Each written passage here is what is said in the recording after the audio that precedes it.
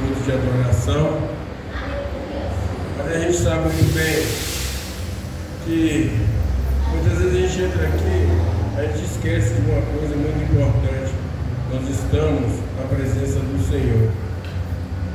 E adorar o Senhor, louvar o Senhor é o nosso dever. É muito gostoso, muito prazeroso a gente estar louvando, é muito prazeroso a gente estar orando, mas a honra e a glória ser dada a Ele é mais importante que tudo isso. Amém? Sem muita delongas, vamos abrir nossa Bíblia, livro de João, quarto livro do Novo Testamento, versículo 20 em diante. João, capítulo 4, versículo 20 em diante. Isso é até praxe falar. Essa passagem já foi pregada por milhões de vezes. Gente, a Bíblia tem 1000 anos que essa Bíblia é desse jeito e pessoas estão falando e falando sobre ela. Então cada vez o Espírito Santo fala de uma forma em cada pregação, em cada parte. E eu queria que vocês se atessem naquilo que Deus quer falar para vocês hoje. Lá na frente outro pregador vai falar sobre isso e você vai ouvir de forma diferente. João capítulo 4, versículo 20 em diante. Acharam? Amém, glória a Deus. Está escrita a palavra de Deus assim: nossos pais adoraram nesse monte, e vós dizeis que é em Jerusalém o lugar onde se deve adorar. Disse Jesus: mulher, crê-me que a hora vem e que nem neste monte, nem em Jerusalém adorareis ao Pai. Vós adorais o que não sabes, nós adoramos o que sabemos, porque a salvação vem dos judeus. Mas a hora vem, e é agora, em que os verdadeiros adoradores adorarão ao Pai, em espírito e em verdade, porque o Pai procura tais e assim o adore. Deus é espírito, importa que os adorem em espírito e em verdade. Amém? Amém. Podeis assentar. Pai amado, Pai querido, nós lançamos a tua palavra. Agora convém que eu me cale e tu fale. Convém, meu Pai, que aqui todos venham entrar nessa porta, não para ouvir assim diz o pastor, mas assim diz o Senhor. Pai, que o Senhor tome a minha boca, meu Pai, para que eu possa ser atalaia para anunciar o que o Senhor quer. Pai, em nome do Senhor Jesus Cristo, eu peço ao Senhor que o Senhor venha estar nesse momento, meu Pai, nos ajudando, nos colocando a ser melhor, pessoas melhores, pessoas que possam estar mais voltadas a Ti, com um coração quebrantado, um coração contrito, um coração voltado a Ti, Pai. Toma em Teu lugar cativo, toma esse altar, toma esse microfone, toma esse ser que está segurando e fala com nossos corações. Pai, não importa os estudos que eu fiz, não importa o que eu faço, não importa o que o Senhor faz. Então, toma cativo essa palavra e seja o Senhor agora, em nome do Pai, do Filho e do Espírito Santo. Amém? Nós estamos no quarto capítulo de João, onde no 3 houve uma discussão sobre João e Jesus. Jesus está batizando mais que João. Os fariseus tinham essa preocupação porque eles sempre olhavam pela forma do homem. E alguns fariseus são atrás de João, no capítulo 22, no capítulo 3, versículo 22 em diante, você vai saber isso, leia em sua casa.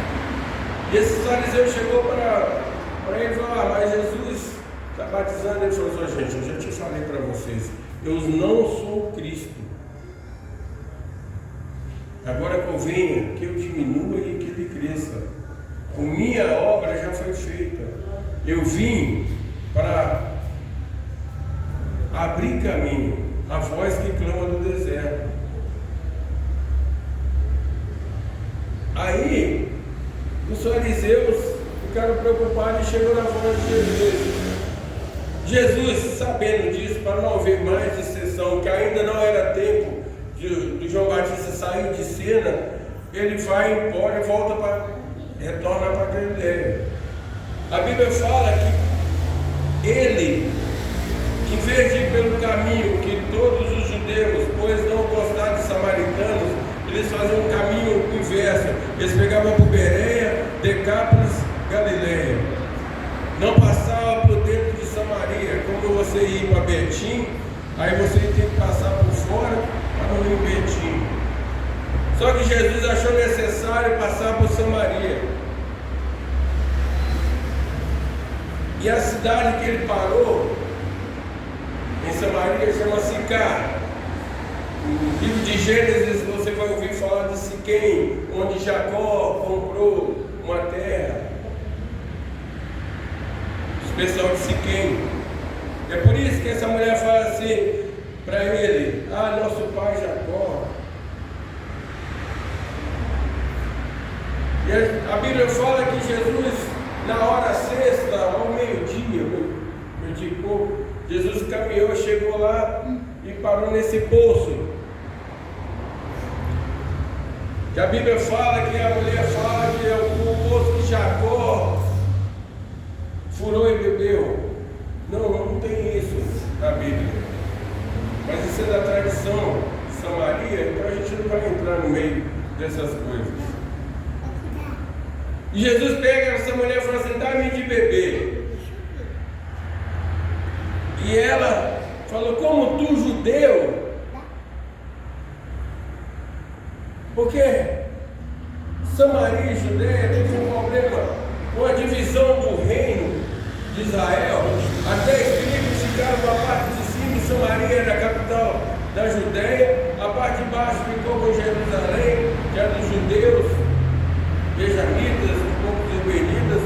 Então foram divididos esse reino, só que esse reino da parte do norte foi tomado pela Síria, e o povo assírio tinha mania de tirar o povo e colocar um outro no local. E esse povo foi misturado. E o judeu, ele tem dentro dele que eles falam que a raça dele é pura, porque foi o pai Abraão que foi escolhido por Deus. Então a raça dele, as 12 tribos, são uma raça pura, e não aceitava aquela outra turma dele lá por ser misturado. E Jesus, no verso 10, fala assim: se tu conheceres o dom de Deus e quem te diz, dá-me de beber, e tu pedirias, e ele te daria águas vivas. Aí começa uma discussão sobre essa água viva, porque a mulher já começa a entender essa água viva como você não tem nada para pegar, está até me pedindo água, como é que você vai me dar água viva?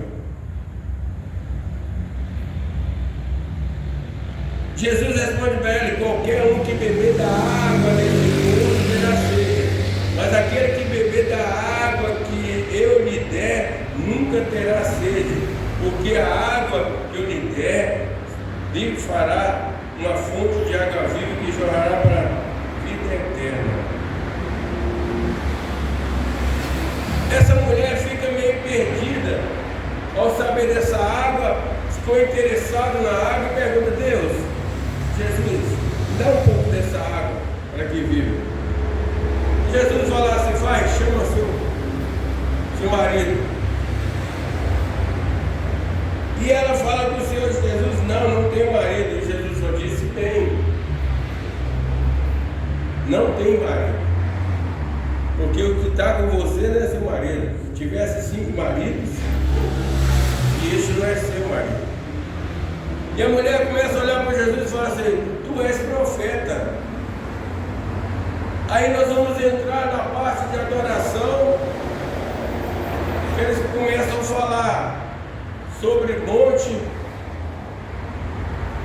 é o Monte Gerizim, que está na Bíblia. Foi quando eles entraram para receber a terra de Canaã. Deus mandou Moisés separar o Monte Ebal para a maldição e Gerizim para a bênção. Então eles achavam que aquele monte era a bênção, era o local onde Deus colocou. E essa mulher, ela sabia de todas as suas tradições, de tudo que ela tinha ouvido, do povo estava dentro dela. Essa mulher, ela se atia em tudo que ela estava vendo. Ela estava totalmente parada naquilo que ela sabia, naquilo que ela recebeu. E Jesus conversando com ela, ela não estava entendendo o que estava acontecendo.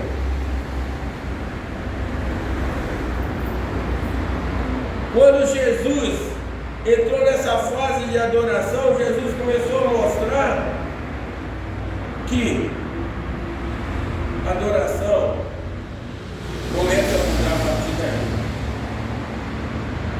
Jesus fala para essa mulher que nem no monte Gerizim, nem em Jerusalém conheceu o lugar para adorar o Pai. Jesus começa a falar para ela assim: olha, a adoração muda de tempos em tempos. Se a gente começar a pegar pela Bíblia, a gente começa a falar de Adão. Adão era um cara que andava com Deus, falava com Deus, estava com Deus. Quando ele saiu do jardim do Éden, ele sentiu a necessidade de adorar o Deus, porque ele não estava mais perto. E ensinou aos filhos que a primeira vez que se fala de adoração, se fala de Abel e Caim, porque Abel matou uma resma, colocou para Deus, e Caim levou tudo da plantação. Fizeram um sacrifício, um holocausto de adoração a Deus. Essa é a primeira adoração. Mas a Bíblia vai falando que o povo vai se aumentando e vai se distanciando de Deus. Creio eu, e é mais certo que sim, que aí as pessoas começam a afastar de Deus, não começam a conhecer a Deus e começam a colocar Deus em plantas, em sol, em planetas. Começa a criar homem com corpo de animal, porque esse afastamento de Deus saiu, mas essa necessidade de uma adoração não, porque isso é uma identidade adâmica que está dentro de mim e de vocês. Você sente necessidade de adorar a Deus, você sente a vontade de adorar a Deus. Muitas vezes você não sabe o que está acontecendo na sua vida, você está lavando a sua vasilha, ou você está fazendo alguma coisa, você começa a descer um louvor da sua boca, você começa a louvar, aquilo é a sua parte adâmica falando assim: Deus, eu sinto falta de você. O homem tem essa necessidade. Você pode afastar do Senhor o máximo que tem, mas a sua vontade de adorá-lo vai estar dentro de você.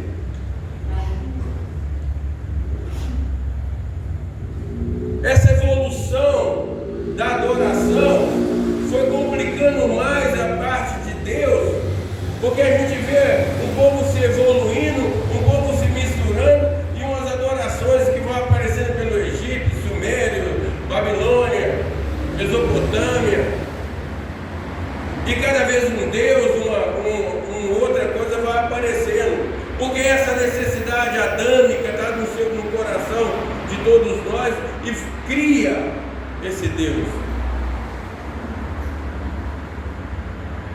Mas cada vez que a pessoa vai descobrindo um Deus diferente, ele vai anulando o outro. Cada vez que a pessoa adora uma coisa que não conhece, vai anulando o outro.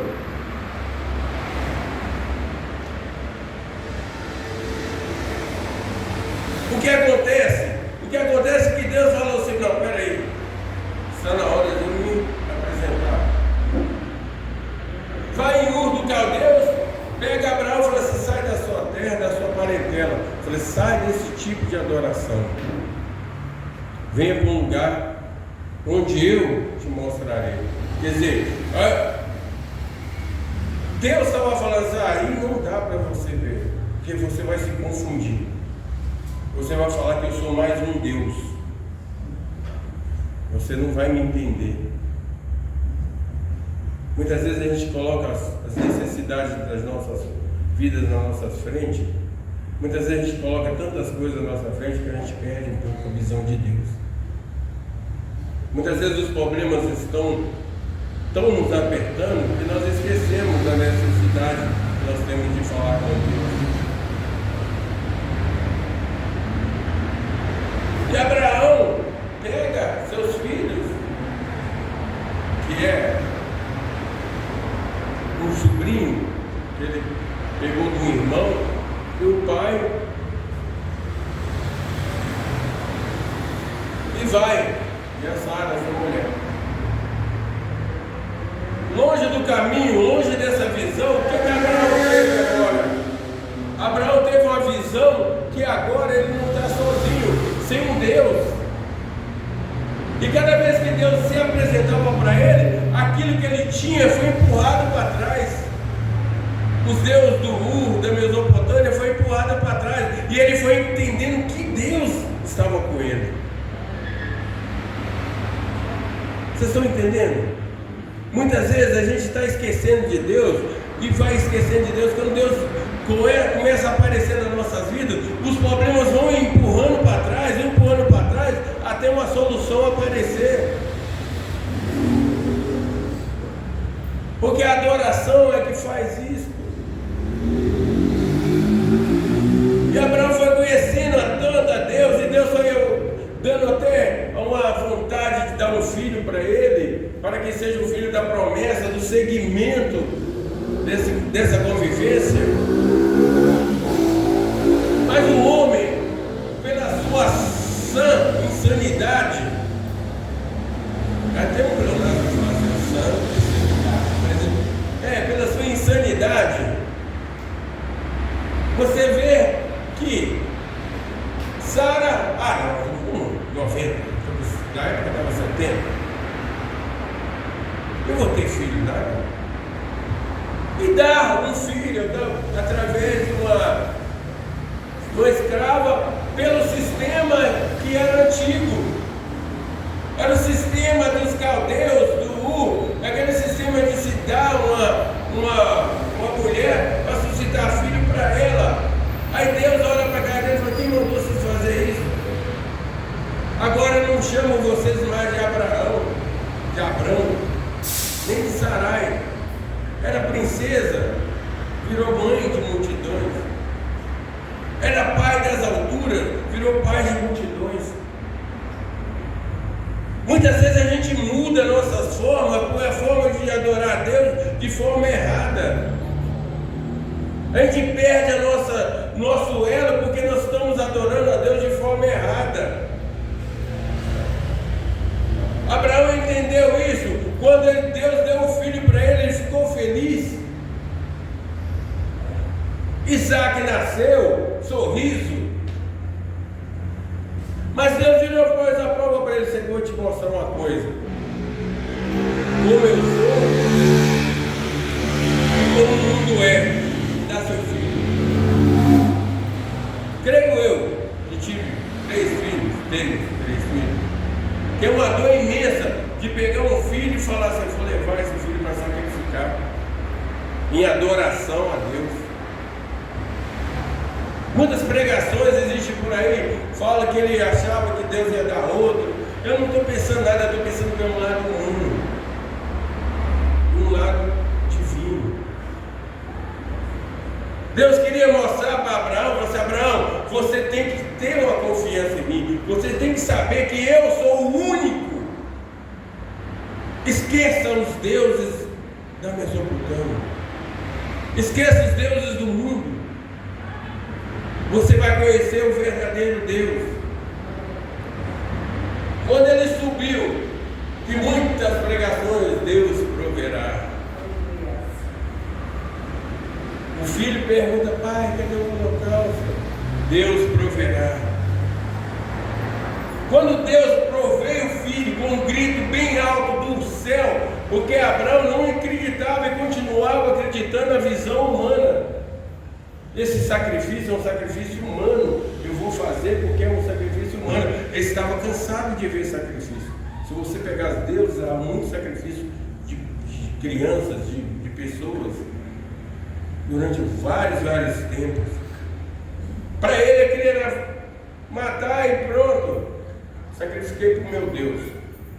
Quando Deus falou, Abraão, não faça isso, ele assustou. Eu estou conjecturando. Quando ele assustou, ele falou assim, eu tenho um Deus. E ele viu o holocausto, aí dentro do coração deu alegria no coração dele e falou assim, esse Deus é diferença. Esse Deus ouve e age. Esse Deus não é igual ao Deus que eu conheço. A partir desse momento, você vê na Bíblia Abraão mudando a sua forma de pensar, sua forma de sentir.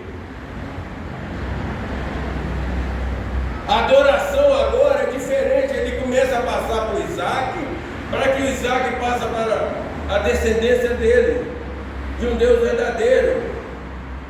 A Bíblia cita Jacó, porque houve uma confusão nessa família por causa de nascer gêmeos, por causa da promessa de um Deus que falou, olha, você vai ser pai de multidão. Para ser pai de multidão vai precisar de mais pessoas para dar filhos. Mas a Rebeca estava ouvindo a voz do Senhor, olha, o menor será maior que o filho mais velho. Ela sabia disso, mas preferiu ajudar em engano uma bênção. Quando o pai ia dar uma bênção para o primogênito, ela podia ter conversado, Deus me falou isso, Isaac, abençoa Jacó. Isaac ia saber que a bênção era de Jacó. Mas a Bíblia fala que Deus fez muitas mudanças. O próprio Isaac vendeu a própria progenitura por lentilhas, por comida, porque a forma humana dele, ele não entendia a forma de Deus, nem Jacó e nem a Rebeca. Quando Jacó recebeu as bênçãos e que o irmão queria matar, Jacó teve que fugir. E Jacó fugindo, ele começou a entender quem é Deus. Que nesse local aqui onde está esse poço, foi um local também onde que Jacó baixou a cabeça lá e viu a escada do céu, anjos subindo e descendo. Jacó começou a entender que tinha um Deus diferente com ele. Ele ouvia falar de Deus, mas não entendia. Quando ele começou a trabalhar com o tio dele Labão, ele começou a sentir que aquilo era sendo abençoado, e aquele Deus que ele viu subindo e descendo estava abençoando. Jacó agora está com família, com filhos, a descendência, a última descendência de um povo que ia sair, abençoado por Deus. Essa descendência veio cheio de confusões, cheio de coisas, mas tudo por ordem de Deus para o caminhar deles. Para que José conhecesse um Deus verdadeiro, para que esse povo conhecesse um Deus verdadeiro. Só que com o passar do tempo, esse povo cresceu, foi virar escravo do Egito, e agora um povo que não conhecia Deus, precisava conhecer um Deus. Deus levanta Moisés, Moisés faz sinais, Moisés faz maravilhas, esse povo começa a falar assim, olha, eu sou de Deus, nós somos puros, raça pura, e até hoje esse povo fala nisso, nós somos raça pura, que o mesmo Deus que eles amam é o mesmo Deus que nós amamos. Você vê que a evolução da adoração foi passando de tempos a tempos. Agora nós estamos no cumprimento de Gênesis 3, onde Deus falou que o filho da mulher ia pisar a cabeça da serpente. E também falou que esse filho seria maior de todos. Nós estamos numa parte que essa mulher samaritana que sabia de tudo isso que eu te contei para vocês, que eu esmiucei para vocês,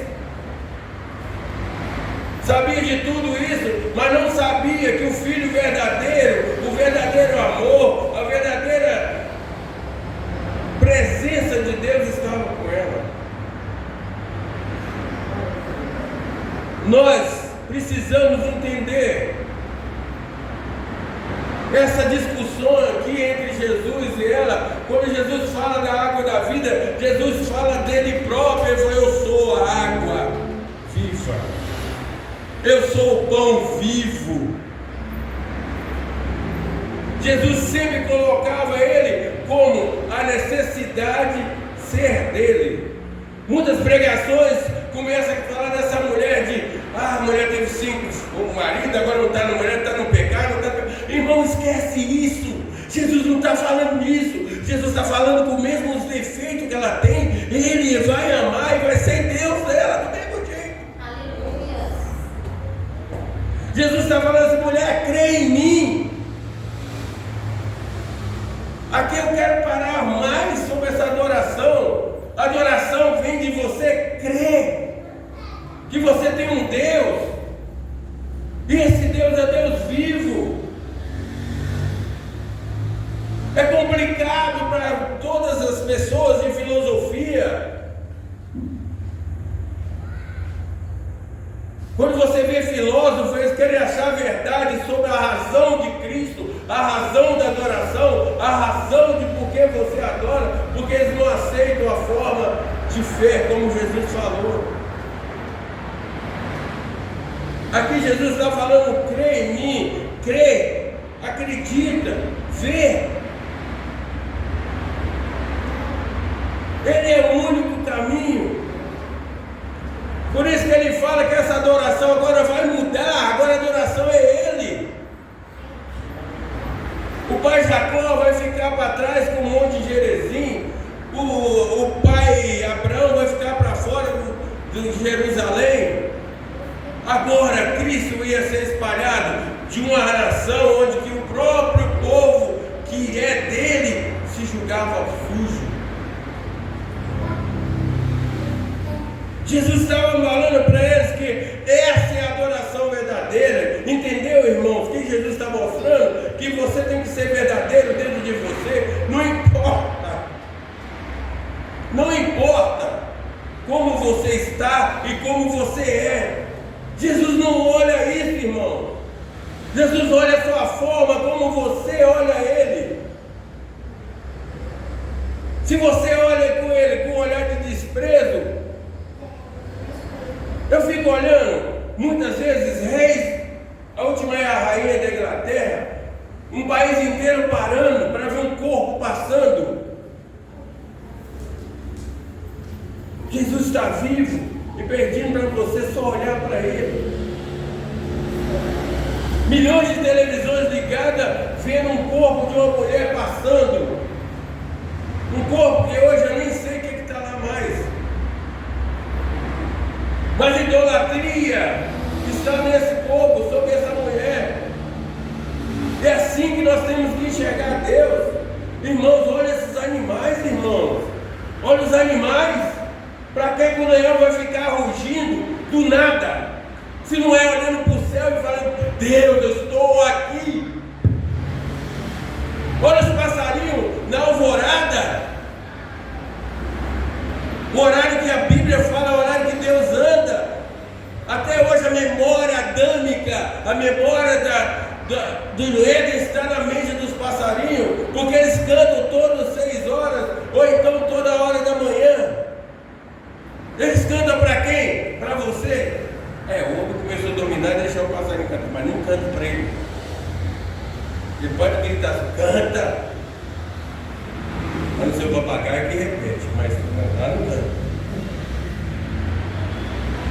porque só louvam a Deus. A Bíblia fala que todo ser louva a Deus. Você acha que não, quando você tem essa essência adâmica dentro de você para louvar a Deus? Glória a Deus. Mas você tem que louvar igual passarinho, mesmo preso, mesmo judiado, mesmo jogado, mas ele está lá. Deus, eu estou aqui, eu te amo. Essa é a verdadeira adoração que Jesus tem mostrado. Uma adoração que você passa por cima de qualquer coisa. O espírito aqui não é espírito de espírito.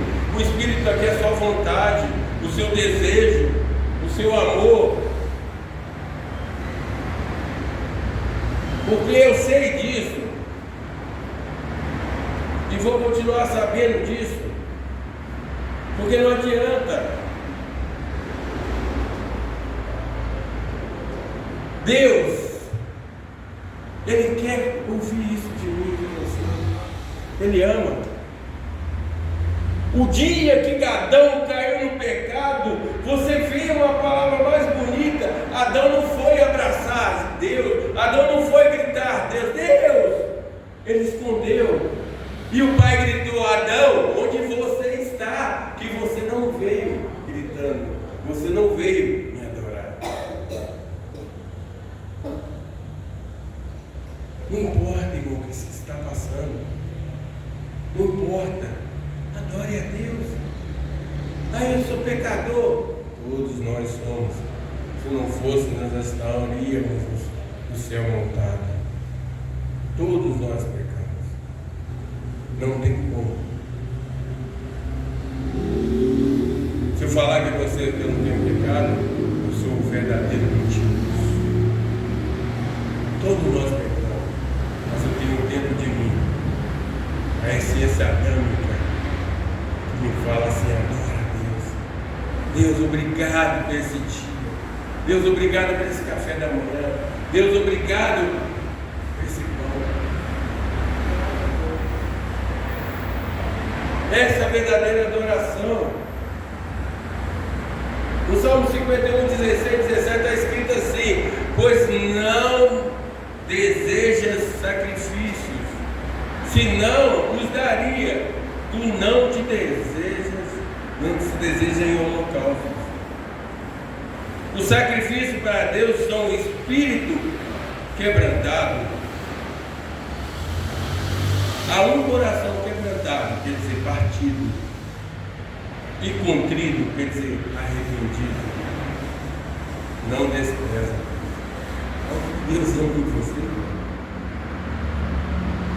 Mesmo que você tiver moído, Ele te ama. Mesmo que se você fala assim: eu pequei, errei, o seu arrependimento, Ele te ama.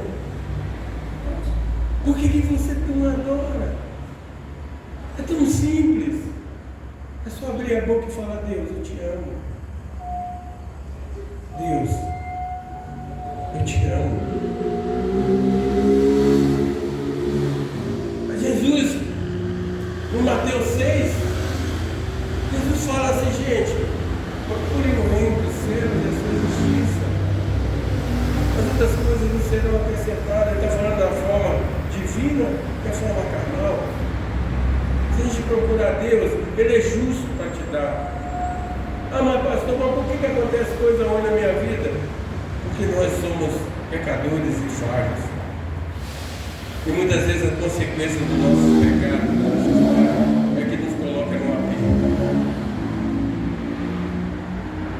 Nós não conseguimos andar reto, certo. Sempre a gente vai ter uma falha. Mas sempre Deus vai estar ali. Se arrepende dessa falha, segue o caminho e Deus estará contigo. Quando aquele anjo virou a Maria e falou assim: Maria, ele chegar em Emanuel, que traduzido é Deus conosco. Então Ele não vai afastar de você. Ele estará com você. tempo inteiro. Mas Ele estará com aquele que adora em espírito e em verdade. Porque com o coração partido, com arrependimento, com vontade de amar. Não o espírito de irabastubra, não. O espírito do seu coração fala assim: Deus, eu falei contigo, mas eu te amo. Eu me arrependo, mas eu te amo. E o Senhor, na sua grande e bendita vontade, vai te ajudar, vai te colocar onde você quiser. Mas adore a Deus. Adore a Deus com toda a verdade, com todo amor. É só isso que você precisa. Mais nada, nada, nada. Muitos vão em monte, 4 horas, 5 horas de monte. Eu já saí de monte 7, 6 horas da manhã. Depois de 3 meses eu falei, o que adiantou um monte? Jejum, jejuava, mas Deus está sempre olhando para o meu coração. Olha, Deus, eu estou jejuando, eu estou arrependido. Eu aprendi isso. Para jejuar, há pouco tempo eu jejuei uns 3 dias só de água. É para pedir Deus perdão pelos meus falhas, pelos meus arrependimentos. Com o coração contrito, amargurado, triste. Aprenda, irmão. Não fique triste. Confia. Faça como Jesus falou com essa mulher, que logo depois ela desceu na cidade de Sicar e avisou a todos que viu um homem que era o Messias para ela.